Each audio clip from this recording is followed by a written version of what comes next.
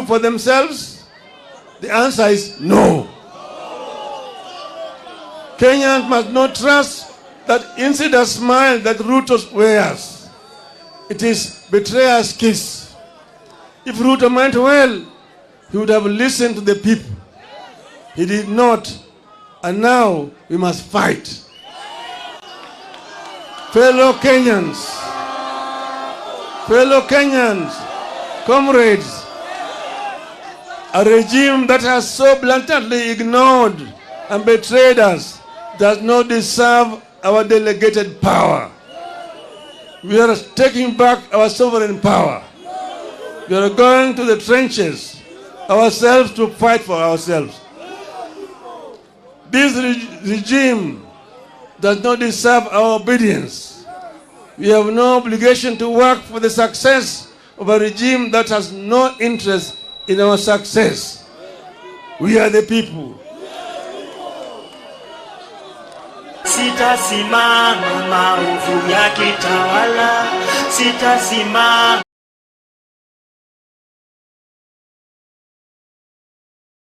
Hello? There's no other option left. We must fight. We are going to fight everywhere and anywhere until the Finance Act is repealed. We will adopt a series of acts of civil disobedience to force this regime to recognize that we, the people, are supreme. Through civil disobedience, we will deny Ruto the taxes he thinks he can extort from us by force. Dear Kenyans, we have been abandoned by our leaders. We must now look out for each other and be our brothers and sisters keepers. Here, therefore, are my requests to you, my people of Kenya. Let us embrace tax boycotts. Let us deny Ruto the fuel tax by limiting consumption of petrol and diesel. One way to do this is to carpool.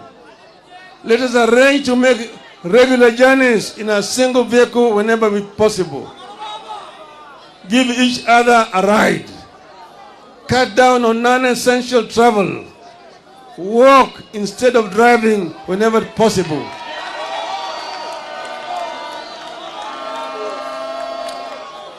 I appeal to all employers to allow their workers time to walk to and from work.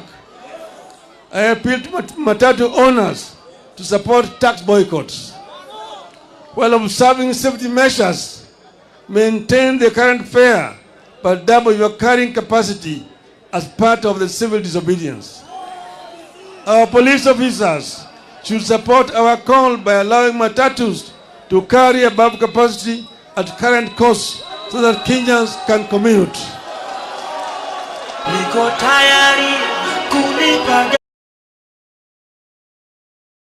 Hello? I appeal to businesses to disable or avoid electronic tax registers, make nil returns on VAT, and instead give discounts to customers. This way, we shall recover the VAT Ruto is taking illegally through the fuel. I appeal to employers to ignore the punitive deductions of employees' salaries that will only line the pockets of Ruto's strategically placed cronies. Mr. Ruto is driving us off the roads with high fuel prices. We must deny his officers the comfort of driving us off the road with their vehicles. Let us deny the government vehicles and motorcades the right of way that they take for granted. They may sound the sirens as they wish, but everyone must follow the traffic except for ambulances. Dear Kenyans, I'm coming. We know the men and women who visit this unjust law on us. Punish the traitors. Let us name, shame, follow, and isolate the traitors at every turn. Let us picket their public and private offices and their homes until they join the call to have the Finance Act repealed. Today, and with absolute respect and humility, I'm reaching out to the online community in the country and diaspora, the famous Kenyans on Twitter, the content creators and the TikTokers. I have a request to you.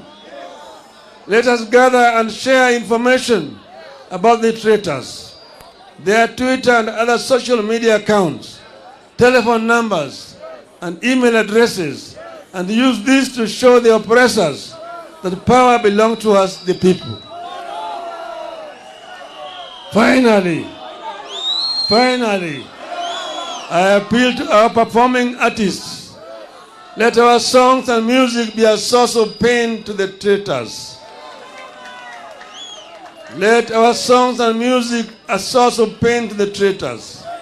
Let our music carry our disappointments and support the fight against Ruto and his contemporaries until Ruto learns to respect the people. Dear Kenyans, in a democratic country that is founded upon sovereignty of the people, whenever the arms of government, whether the executive, the legislature, or the judiciary, fall into the hands of men and women who use their delegated sovereign power to oppress the people and benefit themselves, then it becomes a right and a duty of the people, in pursuit of the common good, to assert their sovereignty, to disobey those men and women and their laws. We are asserting our sovereignty. Civil disobedience begins with personal actions. We begin today, and we will continue progressively, discreetly and publicly, culminating the official start of massive countrywide demonstrations. How come that fuel in Uganda is cheaper than fuel in Kenya? Ooh. To those who make unjust laws, to those issue oppressive decrees, let us get to work.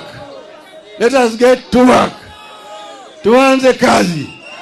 Tuanze kazi. Tumesema hao watu wamesaliti jamii ya Kenya. Umma ya Kenya imesalitiwa na Bwana Ruto na wenzake. Lakini Bwana Gachetha, tumesema tulikuwa hapa Kamkunji grounds, tukaambia nyinyi tumeanza safari ya kilomita 1000. Unaanza na hatua ya kwanza.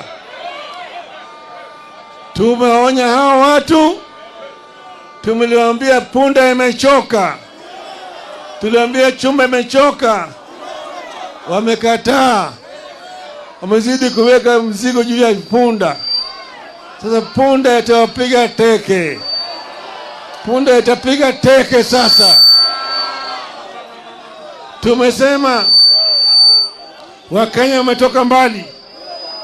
Mzungu walijaribu, lakini Wakenya wakale walisimama imara, wakamwambia mzungu, patia mbali, tutarudi Ulaya. Mzungu alirudi Ulaya. Ikaja serikali ya dhuluma. Bili serikali ilikuja hapa yafuata Nyayo na kadhalika. Tukasema hata wewe utatoka. Nyayo alienda, sivyo? Kama wale walienda, wewe ni nani? Wewe ni nani? Sisi hatuwezi kutishwa na watu wachache. Hatuwezi kutishwa na watu wachache ambaye waliiba kura zetu. Tunajua vile waliiba kura zetu. Tukawaambia Wakenya wanataka namna hii na wao hawaelewi. Sasa imefika kiwango wakati wanatakana Wakenya wasimame imara. Waonyesha watu ya kwamba Wakenya si punda zao. Wakenya wanaweza kuleta mabadiliko. Tumesema kwa kimombo hapa, tunatoa ile uwezo ambaye sisi kama wananchi tuliwapatia hawa watu. Hiyo uwezo inarudi kwa mkono ya wananchi. Wewe ni mwananchi. We are the people. Semani, we are the people. We are the people. We are the people. Inua mkono, we are the people.